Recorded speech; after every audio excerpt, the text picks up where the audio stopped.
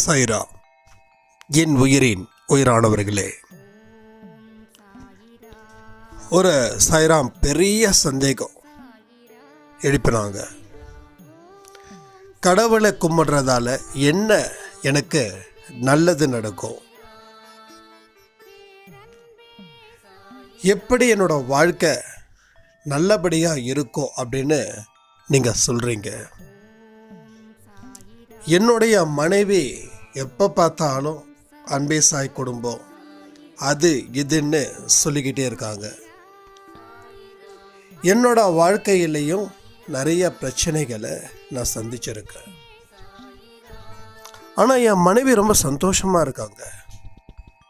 அடிக்கடி சொல்லுவாங்க, எனக்குன்னு ஒரு பெரிய குடும்பம் இருக்கு, நிறைய அக்கா தங்கச்சி அம்மா எல்லாம் இருக்காங்க அப்படின்னு. ஒரே குடும்பம்தான் நாங்கள் எல்லாரும், அவங்க வேற நான் வேற அப்படின்னா கூட பரவாயில்ல. ஆனால் என்னால் சந்தோஷமாக இருக்க முடியல. மனசு வெடிச்சு போய் சொல்கிறேன், என் வாழ்க்கை இப்போவே முடிஞ்சிடுச்சுன்னா எனக்கு ரொம்ப சந்தோஷமாக இருக்கும். ஆனால் என்னோட மனைவி குழந்தைங்களுக்காக நான் வாழணும். அப்போது சாய் பாபாவை கும்பிட்டுட்டா என்னோட பிரச்சனைகள் தீரும் அப்படின்றதுக்கான சில விஷயங்களை நீங்கள் எனக்கு நிச்சயமாக சொல்லணும் அப்படின்னு கேட்டிருந்தாங்க. எனக்கு உண்மையிலேயே ரொம்ப சந்தோஷமாக இருக்குது. ஏன்னா இப்போ அந்த பெண்ணுடைய வீட்டில் கணவரும் சாயப்பா கிட்ட உள்ள வராங்கன்னா அவங்க குடும்பம் எந்த அளவுக்கு மகிழ்ச்சியில் இருக்கும், இன்னும் எப்பேற்பட்ட வாழ்க்கையை அவங்க வாழ்ந்து மற்றவங்களுக்கு சாட்சியாக இருப்பாங்க அப்படின்ற வரைக்கும் எனக்கு புரியுது. இதோ அந்த சாய்ராம் கொண்டான பதில்களை சாய்ப்பா இப்போ கொடுக்குறாரு. முதல் வார்த்தை, நம்பினோர் கைவிடுவது இல்லை. கடவுளை எந்த அளவில் நம்பிக்கை நம்ம வச்சிருக்கோமோ அவர் அந்த நம்பிக்கை தான் அவர் நம்மளை என்னைக்கும் கைவிடாமல் இருக்கக்கூடிய ஒரு மூலதனம் மாதிரி. நீங்கள் நம்பிக்கையோட அவரை வணங்கும் போது, நம்பிக்கையோட அவரை நெருங்கும் போது உங்களோட பாவங்கள் அத்தனையும், உங்கள் தடங்கள் அத்தனையும் பின்னுக்கு தள்ள போகுது. இதுக்கு முன்னாடி உங்கள் வாழ்க்கையில் பாவங்கள் தொடர்ந்து வந்தது இல்லை, அது உங்களை முந்தி போய் நீங்கள் செய்யக்கூடிய அத்தனை வேலைகளையும் நாசம் பண்ணிச்சு. ஆனால் என்னைக்கு நீங்கள் கடவுள் அப்படின்னு ஒருத்தர் இருக்கிறாரு அப்படின்னு நம்ப ஆரம்பிச்சிட்டீங்களோ அன்னைக்கே உங்களுடைய ஆன்மாக்கள் விழிப்புணர்வை பெற்ற ஒரு நிலையில் அது இருக்கு. நான் இந்த உடலை பற்றி, பதவியை பற்றி, புகழை பற்றி ஒரு மனுஷனை எடை போடலை. கடவுள் சொல்லிக் கொடுத்த பாடத்தை நான் உங்களுக்கு சொல்லிக் கொடுக்குறேன். ஏன்னா இது எல்லாமே அழியக்கூடியது, அழியாதது ஆன்மா. ஒரு மனுஷன் கடவுளை நோக்கி வரானா அவனோட ஆன்மாவை சுத்தப்படுத்துறான்னு அர்த்தம். அந்த ஆன்மாவை அவன் பலப்படுத்துறான்னு அர்த்தம். அந்த ஆன்மாவுக்கு பலம் இறங்குதுன்னு அர்த்தம்.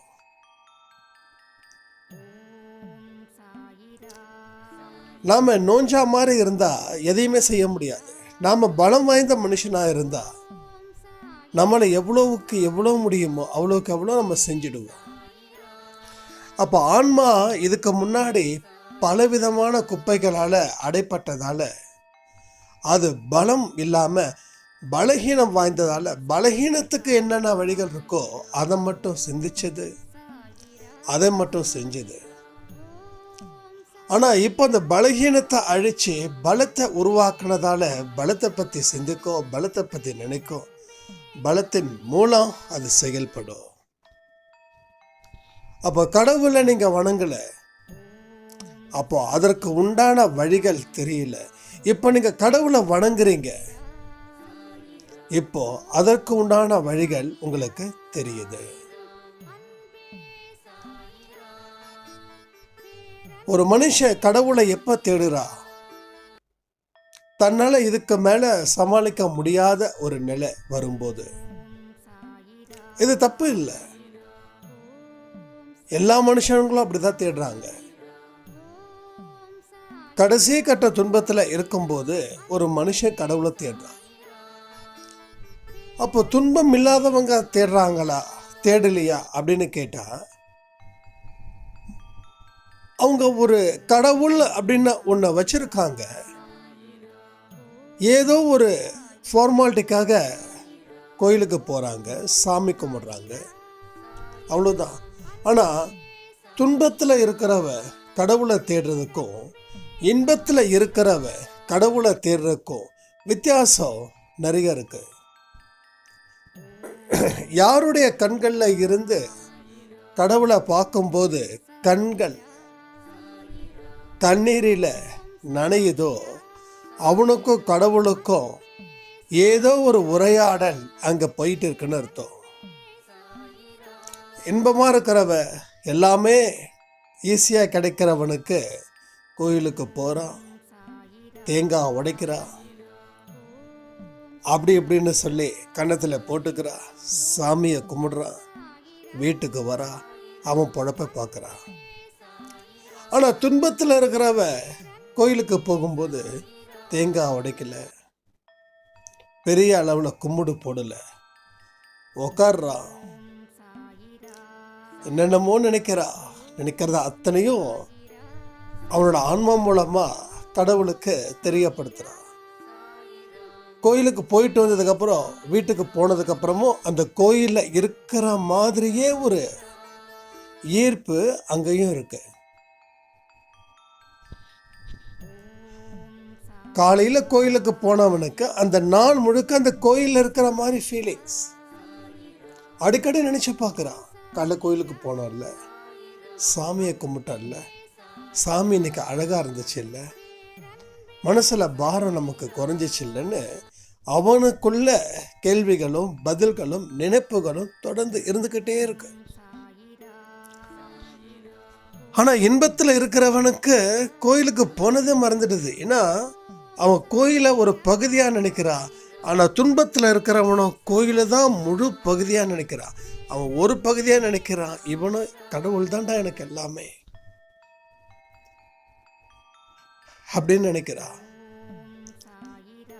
அப்போ நீ கோயிலில் இருந்த நேரம் 10 நிமிஷம், பணக்காரன் கோயிலில் இருந்த நேரம் 1 நிமிஷம். நீ 10 நிமிஷம் கடவுளோட மனசில் பேசல, அவன் இருந்த ஒரு நிமிஷத்தில் அவன் யாருக்கிட்டையும் பேசல. ஏதோ ஒரு விஷயத்துக்காக வந்தான், வரலன்னா சாமி இருக்கிறது அத்தனையும் பிடுங்கிட்டா நடுத்தரில் வந்துடுவோமோன்ற பயத்தில் வந்தான். ஆனால் நாம் எங்கே போய் உட்காந்தோன்னா அத்தனையும் எழுந்துட்டோம் ஐயா, நீ தான் என்னை காப்பாற்றணும், இப்போதான் என்ன உன்னோட அருமை உன் பெருமை எல்லாம் தெரியுது. என்னோட பெற்றவங்க சொன்னாங்க கோயிலுக்கு போகணும்னு சொல்லி நான் போகலை, மற்றவங்க சொன்னாங்க கோயிலுக்கு போக சொல்லி போகலை. ஏன்னா போனால் மட்டும் பிரச்சனை தீர்ந்துடுமான்னு எகத்தாலும் ஏளனோ நான் பேசினேன். ஆனால் இன்னைக்கு யாருடைய வற்புறுத்தலும் இல்லாமல் உன் திசை நோக்கி ஓடி வந்துட்ட, என்ன நீ காப்பாத்து, என்ன நீ வாழ வை அப்படின்னு துன்பத்தோட இறுதியில் அவனோட மனநிலை இந்த மாதிரி கடவுளை தேட வைக்குது. அப்போ நீங்கள் கடவுளை அன்னைக்கு பெற்றவங்க சொல்லியோ மற்றவங்க சொல்லியோ ஒரு ஃபார்மாலிட்டிக்காக நீங்கள் தேடலை, அதனால எந்த புண்ணியமும் இல்லை. சாப்பிட்றது கூட பிடிச்சி சாப்பிட்டாதான் உடம்புக்கு சத்தா மாறும்.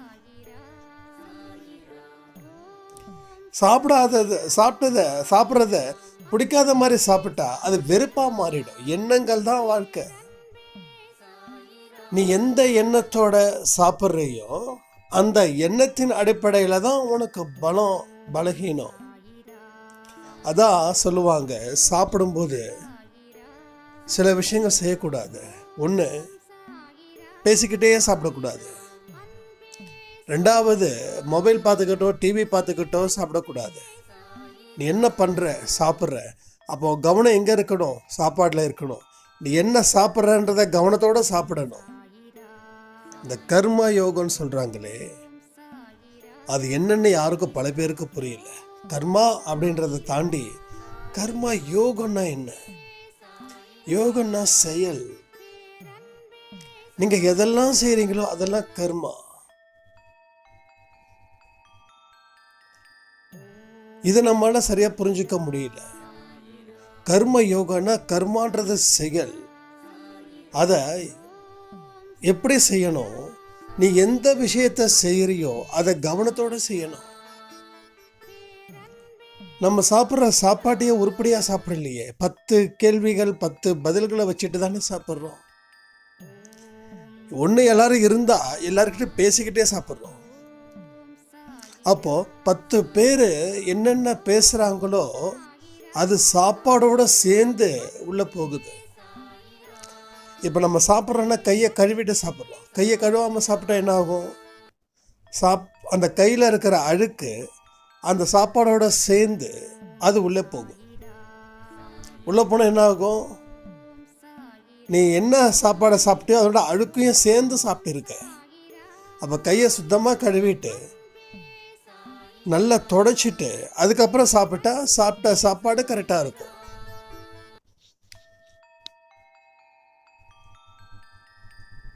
அப்போ நம்மளோட ஒவ்வொரு எண்ணங்களும் எப்படிப்பட்டது, எங்கேருந்து உருவாக்கப்பட்டது? அப்போ இதுக்கு முன்னாடி மற்றவன் சொன்னதால நீ கடவுள் முன்னாடி வந்து உட்காந்த, அது உனக்கு எந்த பலனும் கொடுக்கல. இப்போ நீ கடவுள் முன்னாடி உட்காந்துருக்க. இன்னைக்கு ஒரு உணர்வின் நிலையில நீ வந்து உட்காந்துருக்க. இப்போ நீ கடவுள் முன்னாடி உட்காந்து நீ கேட்குற ஒவ்வொரு விஷயமும் மற்றவங்களால சொல்லப்பட்டது இல்லை, உனக்குள்ள நீ சொல்லிக்கிட்டது தான் இப்போ என்கிட்ட சொல்லிக்கிட்டு இருக்க. கடவுளை நினைக்கும் போது ஒரு உருக்கம், அது யாருக்கும் இல்லை. அவரை பார்க்கும்போதே ஒரு விதமான ஒரு ஏக்கம் எந்த சயப்பா குழந்தைங்களுக்கும் வருதோ, அவங்களே அவர் மேலே பைத்தியமாக இருக்காங்க, உயிராக இருக்காங்க, அன்பாக இருக்காங்க, சகலமும் அவர் தான் அப்படின்னு இருக்காங்க. அப்போ கோயிலில் பார்க்குற சாயப்பா மட்டுமா? வீட்டுக்குள்ளே இருக்கக்கூடிய சாயப்பாவிலையும் அந்த ஃபீலிங்ஸ் வரணும். சில பேருக்கு வீட்டுக்குள்ளே ஃபீலிங்ஸ் வரலை, வெளியில் அந்த ஃபீலிங்ஸ் இருக்குதுன்னா வீட்டுக்குள்ளே உங்களுக்கு அந்த எண்ணத்தின் அடிப்படையில் நீங்கள் வழிபாடு செய்யலை. இங்கே எத்தனை பேருக்கு வீட்டில் இருக்கக்கூடிய சாயப்பா பார்க்கும்போதும் எனக்கு ஒரு சந்தோஷமும் அவர்கிட்ட பேசணுன்ற எண்ணமும் அவர் மேலே அன்பும் வருதுன்னு? அப்போ உங்களுக்கு வந்துடுச்சுன்னா சூப்பர். வரலன்னா உங்கள் வீட்டில் இருக்கக்கூடிய விஷயங்கள், நீங்கள் பேசக்கூடிய விஷயங்கள், நீங்கள் செய்யக்கூடிய விஷயங்கள் அத்தனையும் கடவுளுக்கு எதிராக இருக்குதுன்னு தீர்மானிச்சுக்கலாமா? அப்போ கோயிலில் மட்டும் ஏன் அந்த தாட் வருது அப்படின்னா, அங்கே இருக்கக்கூடிய எண்ணங்கள் வேற, இங்கே இருக்கக்கூடிய எண்ணங்கள் வேற, வீட்டில் இருக்கக்கூடிய எண்ணங்கள் வேற.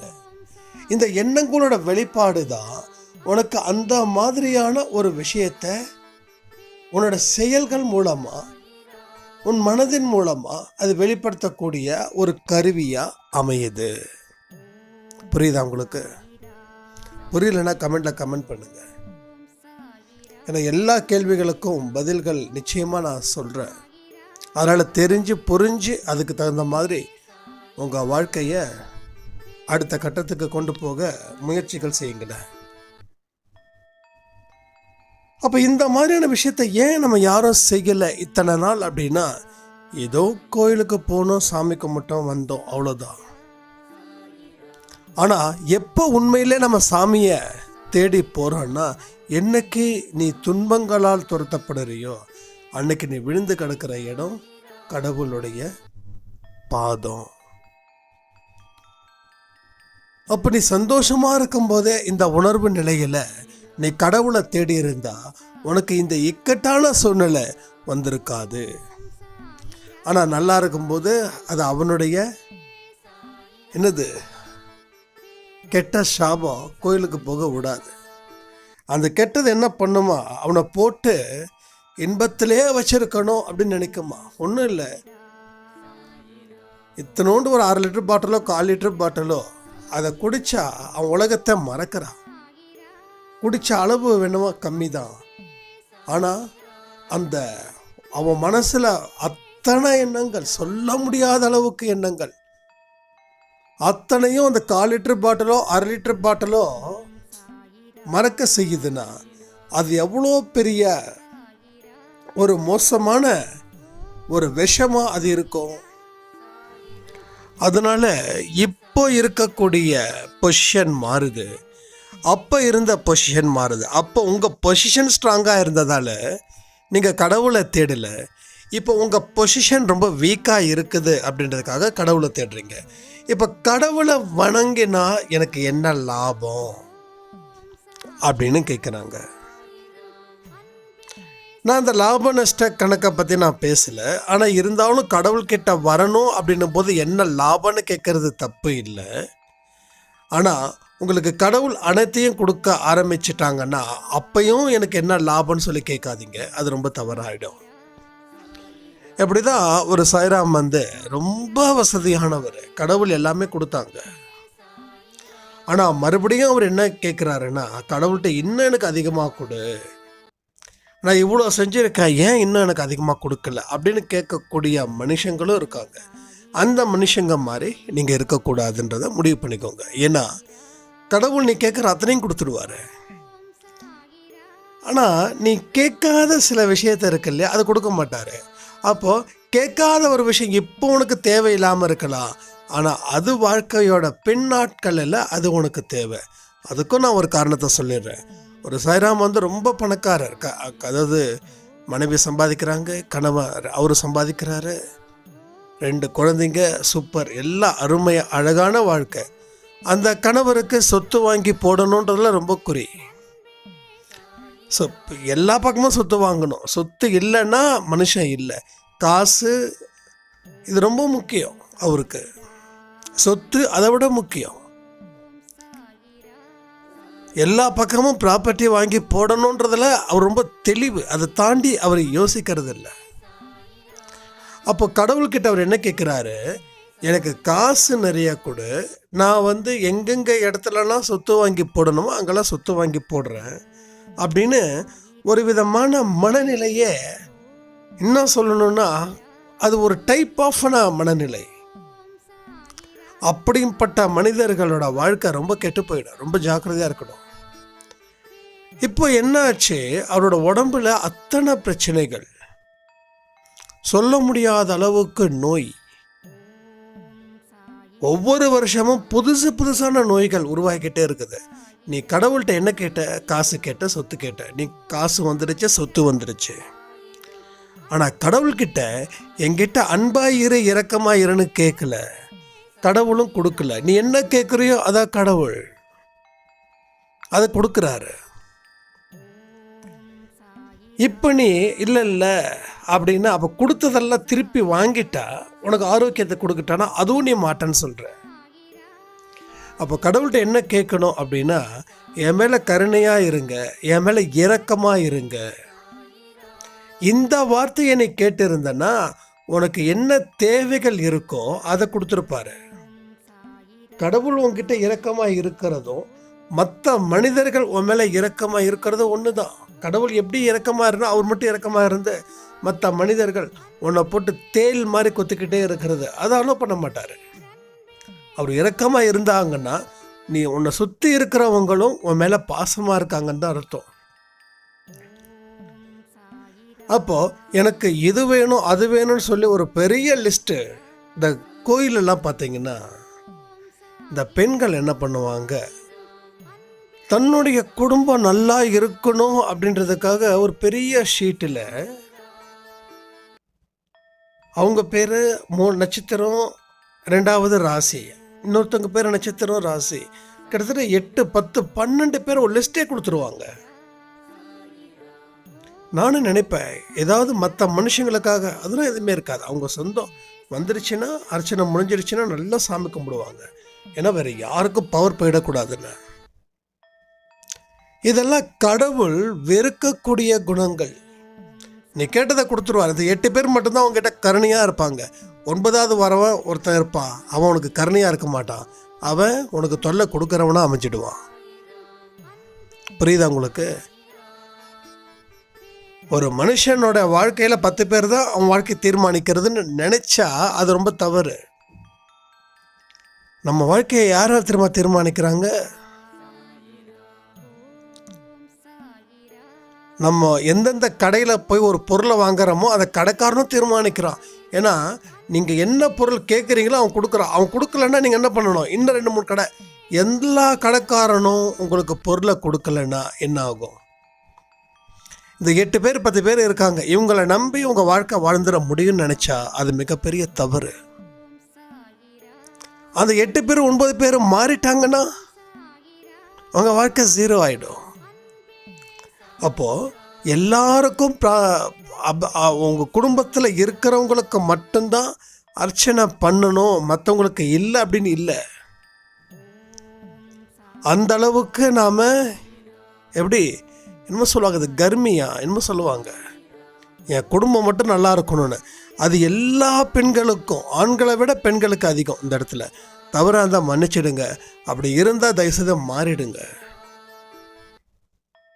ஏன்னா கடவுள் இரக்கமாக இருக்கணும், கருணையோடு இருக்கணும். இதுதான் முக்கியம் உங்கள் வாழ்க்கையில். அப்போ கடவுளுக்கு எனக்கு என்ன லாபத்தை கொடுப்பாங்க அப்படின்னு அந்த லாப கணக்கோட போனீங்கன்னா நீங்கள் கேட்டதை கொடுப்பாரு. ஆனால் உங்களுக்கு சில விஷயத்தை கேட்காம விட்டுருவீங்க. அது மூலமாக உங்களுக்கு பிரச்சனைகள் வரும். இப்போ எப்படி அவருக்கு அந்த ஆரோக்கிய குறைபாடுகள் இருந்ததோ அவர் எதிர்பார்க்கவே இல்லை.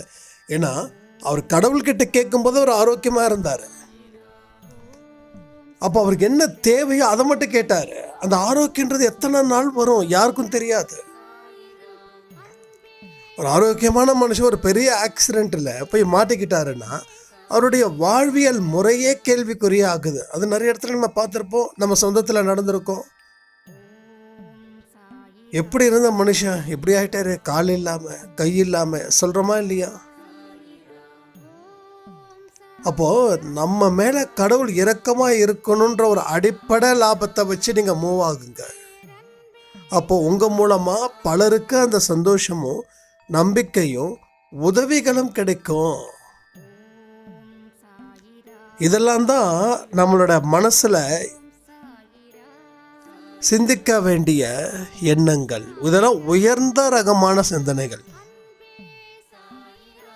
என்னைக்கு மனுஷன் தன்னோட மனசை குறுக்கினானோ அன்னைக்கு அவன் வாழ்க்கையும் குறுக்கிடுச்சு.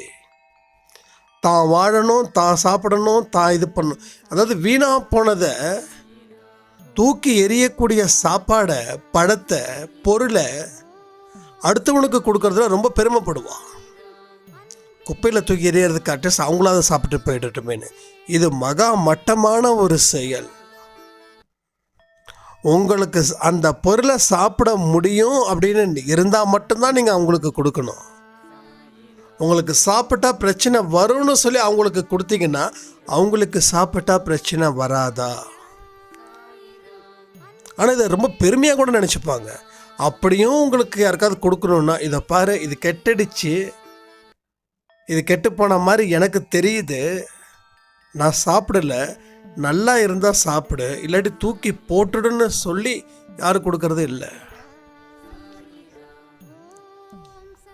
இந்த பழைய சாப்பாடு யாருக்காவது நீங்கள் கொடுத்தீங்கன்னா கூடவே சேர்ந்து ஒரு தோசையும் கொடுங்களேன், கூடவே சேர்ந்து நல்ல ஒரு சட்னியும் கொடுங்களேன். இதெல்லாம் நம்ம செய்ய தவறுறோம். இதனால தான் வாழ்க்கையில் பெரிய பெரிய இழப்புகளை நம்ம ஒவ்வொரு தினமும் ஃபேஸ் பண்ணிக்கிட்டே இருக்கோம். இப்போ கடவுளை நோக்கி வர்றதால வரக்கூடிய நன்மைகளை பற்றி மட்டும் பேசுவோம். ஏன்னா அது எங்கேயோ போகுது இந்த டாபிக். உங்கள் மனசு சுத்தமாகும், உங்கள் மனசில் அமைதி பெருகும், அவநம்பிக்கை மாறும், கடவுளோட சிந்தனை அதிகரிக்க நல்ல எண்ணங்கள் உங்கள் மனசில் தோன்றும். இது முக்கியமான விஷயங்கள். இதுவரைக்கும் உங்களுக்கு எந்தெந்த நல்ல விஷயங்கள் வரலையோ, நல்லது நடக்கலையோ, அத்தனையும் இனி கடவுளுடைய தயவினால் உங்களுக்கு அருளப்படும், கொடுக்கப்படும்.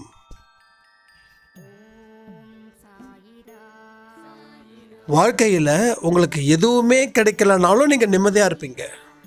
எனக்கு ரொம்ப பிடிச்சமான ஒரு விஷயம். எல்லாமே கிடைச்சி நிம்மதியாக இருக்கிறது எப்படின்னா, எனக்கு கிடைச்சதால நான் நிம்மதியாக இருக்கேன். ஒருவேளை கிடைச்சது கிடைக்காம போயிடுச்சுன்னா அப்போ நீ நிம்மதியாக இருக்க மாட்டியான்னா எஸ், 100% நிம்மதியாக இருக்க முடியாது. ஆனால் கடவுளை நெருங்கும் போது, கடவுளோட அருள், கடவுளோட அந்த கருணை நம்ம மேலே படும்போது, நீ என்னென்ன விஷயங்கள் எதையும் கேட்காம இருக்கியோ, சரி கேட்டும் நடக்காமல் இருக்கியோ, அப்பையும் நீ நிம்மதியாக சந்தோஷமாக இருக்கிறப்பார். அதுதான் உன்னோட பவர். கடவுள் கொடுக்குற ஒரு பெரிய பவர். இந்த மாதிரியான மனநிலை உங்களுக்கு மாறும். இப்போ எப்படி அந்த சாய்ராம் சொன்னாங்க, எங்கள் குடும்பத்தில் இருக்கக்கூடிய பிரச்சனை என் ஒய்ஃபுக்கும் பங்கு இருக்குது, ஆனால் என்னோட ஒய்ஃபோ அது எல்லாம் தீர்ந்த மாதிரி ரொம்ப சந்தோஷமாக நிம்மதியாக இருக்கா.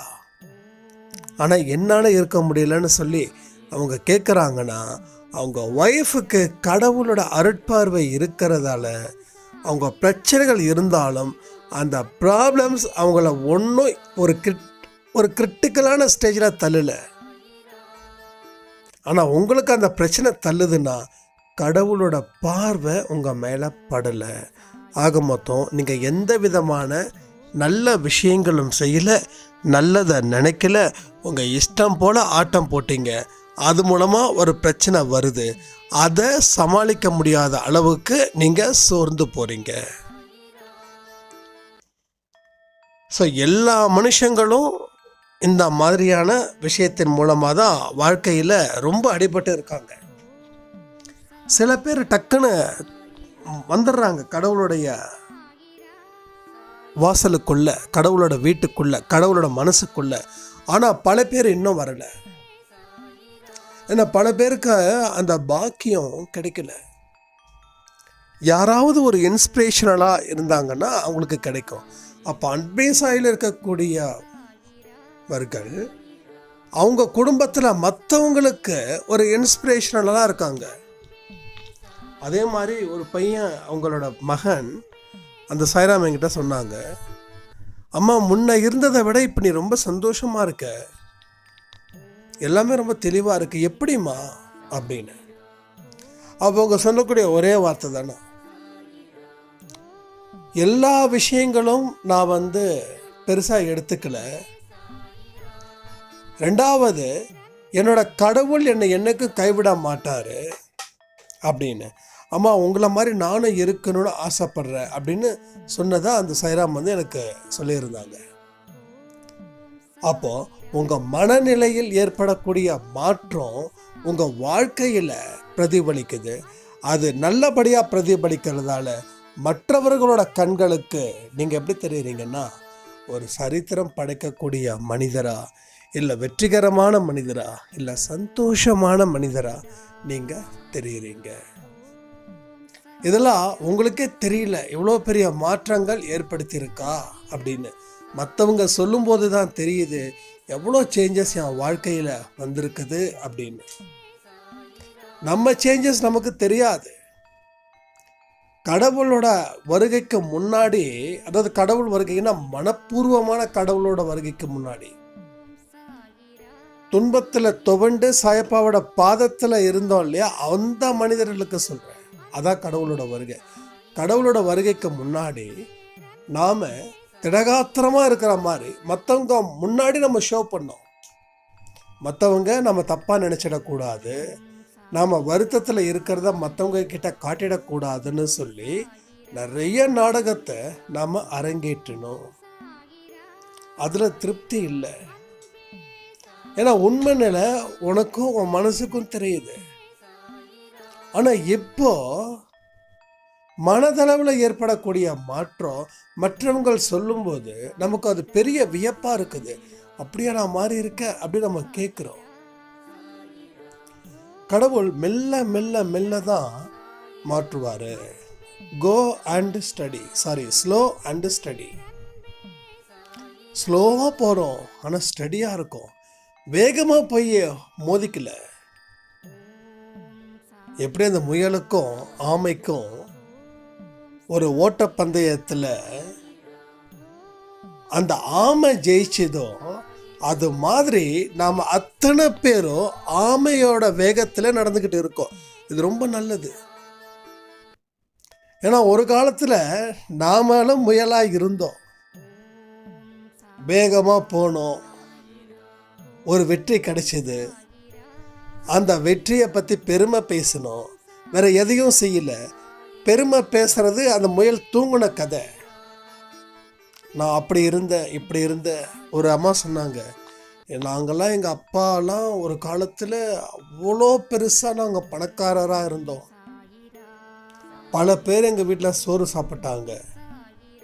எங்கள் குடும்பம் அவ்வளோ பெரிய குடும்பம், அத்தனை மாளிகைக்கு சொந்தம். அதாவது இருந்திருக்கலாம், இல்லாமலும் இருக்கலாம். இருந்திருந்தாலும் ஏன் இன்னைக்கு அந்த குடும்பம் வாழ வழி தெரியாமல் இருக்கிற மாதிரி அவங்க சொல்கிறாங்க. நீங்கள் எங்கள் குடும்பத்தில் ஒன்றுமே இல்லை, எங்கள் சொந்தத்தை நம்பியே எங்கள் ஜீவனை நாங்கள் நடத்திக்கிட்டு இருக்கோம் அப்படின்னு சொல்கிறவங்க அதையும் தன்னோட வாழ்ந்த காலத்தையே சொல்கிறாங்க. அந்த அம்மா ஒரு 30 வருஷத்துக்கு முன்னாடி வாழ்ந்திருப்பாங்க போல. மனுஷனுக்கு அந்த ஆணவம் தலைகணம் இருக்கு பாருங்க. நாங்களாம் அப்படி வாழ்ந்தோன்னு, அந்த அப்படி வாழ்ந்துன்னு சொல்லிட்டு இருக்கிறவங்க முயல். அதை கேட்குறாங்க பாருங்க. ஓ அப்படியாம்மா, அப்படியாம்மா, அவங்க தான் ஆமை. நாம் கேட்கக்கூடிய இடத்துல இருக்கோம். ஒருத்தர் ரொம்ப ஆணவத்தில் பேசக்கூடிய அளவில் அவ இருக்கா, ஆனால் நம்ம கேட்கக்கூடிய இடத்துல இருக்கோம். அவங்க முயல், நம்ம ஆமை.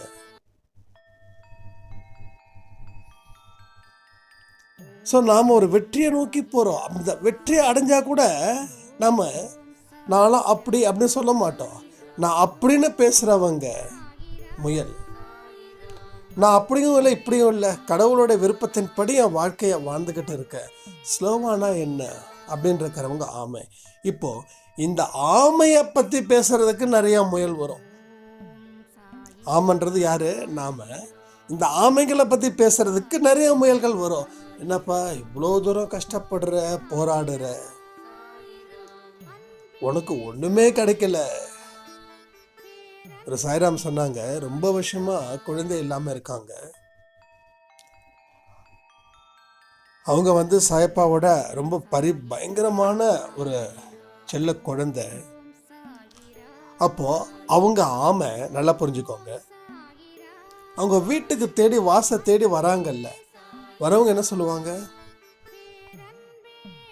ஒரு நல்ல மனசுக்கு இப்படி ஆயிடுச்சு, அப்படி ஆயிடுச்சு, நீ இந்த கோயிலுக்கு போ, இல்லை சாய்பாபாவை கும்பிடுறத விட்டுடு அப்படின்னு சொல்லுவாங்க. அவங்கள முயல். அப்போ நீங்கள் அவங்க சொல்கிறத காதில் வாங்காமல் நீங்கள் மூவ் பண்ணுறீங்கல்ல, அப்போ உங்களுக்கு வெற்றி இருக்குதுன்னு அர்த்தம். சாயப்பா இத்தனை மனுஷங்க இவங்களை குழப்புறாங்க. இவங்கன்னா யார்? நம்மளை குழப்புறாங்க. ஆனால் இவங்களோ என்னுடைய பக்தர்களா, உண்மையான பக்தர்களா இருக்கிறாங்க. இவங்களுக்கு செய்யாம நான் வேற யாருக்கு செய்ய போறேன்? செய்யக்கூடிய காலத்தில் உங்களுக்கு ரெட்டிப்பு மகிழ்ச்சியை கொடுப்பாரு. அவருக்கு தெரியும் ஒரு மனுஷனோட வாழ்க்கையில் அந்த மாற்றத்துக்கு உண்டான நேரம் எப்போ, பகுதி எப்போ, அது வந்த வரைக்கும் நாம் ஸ்லோ அண்ட் ஸ்டடியாகவே இருக்கணும். அது வந்துடுச்சுன்னா அதுக்கப்புறம் உங்களோட வெற்றிகள் இந்த ஊர் கொண்டாடும். உங்களை தூக்கி போட்டு மிதிச்சாங்க இல்லையா, உங்களுக்கு கேவலமாக பேசுனாங்க இல்லையா, அவங்களுக்கு அது மிகப்பெரிய ஒரு ஷாக்கிங்காக அமைஞ்சிடும். இதெல்லாம் நம்ம வாழ்க்கையில் நடக்கும். இதெல்லாம் நடக்காதா என்ன? இங்கே யார் யாருக்கெல்லாம் ஒரு நடந்துடுமா அப்படின்னு நடந்தால் பரவாயில்ல நினைக்கிறவங்க கமெண்ட் பண்ணுங்க. நடக்கிறது கொஞ்சம் கஷ்டம் அப்படின்றவங்களும் கமெண்ட் பண்ணுங்கள். ஆனால் நிச்சயமாக நடந்துடும். சாயப்பாக இருக்கும்போது எப்படி நடக்காமல் இருக்கும் அப்படின்னு நினைக்கிறவங்களும் கமெண்ட் பண்ணுங்கள். இந்த 3 விதத்தில் நீங்கள் எந்த விதம்? கடவுள் செயல்படுத்துவாரா, இல்லை செயல்படுத்த மாட்டாரா, இல்லை தெரியலையா? இதை நீங்கள் யோசித்து பார்த்து அப்புறமா கமெண்ட் பண்ணுங்கள். இல்லைண்ணா யோசிக்கவே வேண்டாம், அவர் கண்டிப்பாக எனக்கு உதவிகள் செய்வார், கண்டிப்பாக என்னை காப்பாற்றுவார் அப்படின்னு இருக்கிறவங்க இம்மீடியட்டாக அந்த மனசில் வந்ததுனால நோ ப்ராப்ளம். ஆனால் குழப்பமாக இருந்து எந்த ஆன்சரும் பண்ணாதீங்க. குழப்பம் எப்போ தீருதோ அப்போ இந்த மெசேஜுக்கு, இந்த ஆடியோவுக்கு கமெண்ட் பண்ணுங்கள். இப்போது இத்தனை விஷயங்கள் நம்ம சொல்லியிருக்கோம். கடவுள் பக்கம் நெருங்குவதால் வரக்கூடிய வாழ்க்கை, கடவுளை விட்டு பிரிஞ்சதால் ஆன வாழ்க்கை. இதுக்கு முன்னாடி கடவுளுடைய எண்ணத்தை புரிஞ்சுக்காம தன்னுடைய மூளையும் தன்னுடைய அறிவையும் பயன்படுத்துகிறவங்க தான் வெல்வார்கள் அப்படின்ற ஒருத்தவங்களோட மனப்போக்கு அத்தனையும் இந்த இடத்துல யோசிச்சு பாருங்க. யார் யார் மனிதர்கள் பலவிதம், ஒவ்வொருத்தவங்களும் ஒவ்வொரு விதம். ஆனால் இதில் பொதுவான விஷயம் என்னென்னா, துன்பங்கள் எங்கே வெடிக்குதோ அன்னைக்கு அவங்க கோயிலில் நோக்கி ஓடுவாங்க. நோக்கி ஓடுற தப்பு இல்லை, நானும் நோக்கி தான் ஓடினேன், நீங்களும் அந்த கோயிலை நோக்கி தான் ஓடினீங்க. அதனால் புரிஞ்சிக்க வேண்டிய விஷயத்தை புரிஞ்சுக்கோங்க. எந்தெந்த விஷயங்கள் இந்த ஆடியோவில் உங்களுக்கு தேவைப்படுதோ அந்த விஷயத்தை எடுத்துக்கோங்க. உங்கள் வாழ்க்கையை சாதனை படைப்பதற்கும் போற்றப்படுவதற்கும் தான், அதுக்கு தான் அவர் தயார் செய்து கொண்டிருக்கிறார் இங்கே இருக்கிற ஒவ்வொரு மனுஷங்களையும். உடலையும் மனதையும் நம்ம எப்படி வச்சுக்கணும்? ஒரு கோயில் மாதிரி வச்சுக்கணும். கண்டதை உடலுக்குள்ள திணிக்கக்கூடாது உணவா. கண்ட எண்ணங்களை மனசில் எண்ணங்களாக திணிக்கக்கூடாது. உயர்வான எண்ணங்களும் உயர்வான உணவு பழக்கமும் உங்களுக்குள்ளே இருந்துச்சுன்னா நீங்கள் 100 வருஷம் நல்ல சந்தோஷமான மனநிலையில் நீங்கள் நிச்சயம் வாழ்வீர்கள். இது கண்டிப்பாக இந்த ஜென்மத்திலேயே உங்களுக்கு அத்தனையும் நடந்தே தீரும். இது நடக்கலைன்னா, ஏன் நடக்கலைன்னு நீங்கள் என்கிட்ட கேளுங்க, நான் பதில் சொல்கிறேன்.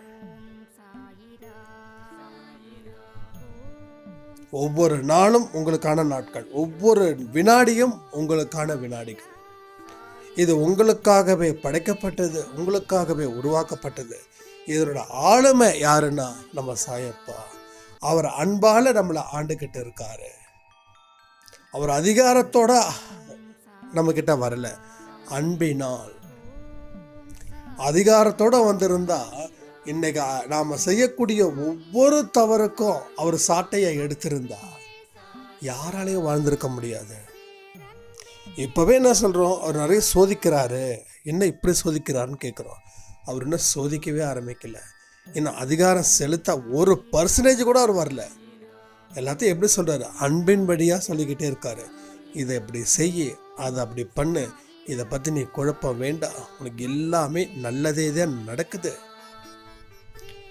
உன்னோட ஒவ்வொரு முயற்சிகளும் பழிக்க தான் போகுது அப்படின்னு தான் அவர் சொல்லிட்டு இருக்காரு. அவர் அதிகாரத்தில் கையில் எடுக்கலை, அதுக்கு பதிலாக அன்பை மட்டும்தான் அவர் கையில் எடுப்பார். நேற்று இல்லை, இன்று இல்லை, நாளை இல்லை, என்றென்றும் அவர் அன்பின் மூலமாக தான் நம்மக்கிட்ட பேசுவாங்க. இப்போ சொல்லுங்க, இந்த ஆடியோவில் என்ன தெரிஞ்சுக்கிட்டீங்க? என்ன செய்யணும்னு துடிக்கிறீங்க? கடவுளோட அருள் எப்படிப்பட்டது? கடவுளோட வருகை உங்கள் வாழ்க்கையில் எந்தெந்த அளவுக்கு மாற்றத்தை ஏற்படுத்த போகுது?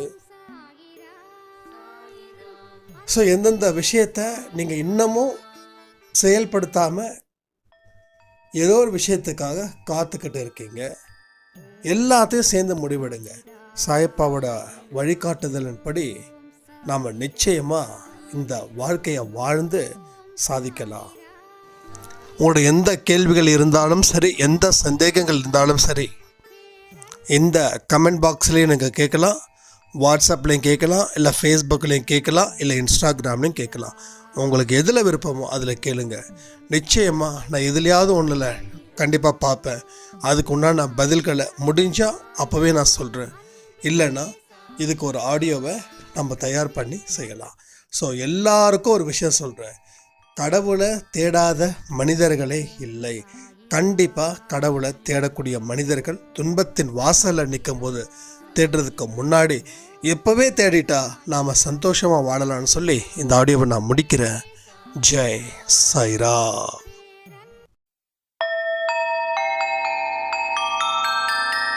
ஓம் சாயிரா சாயிரா.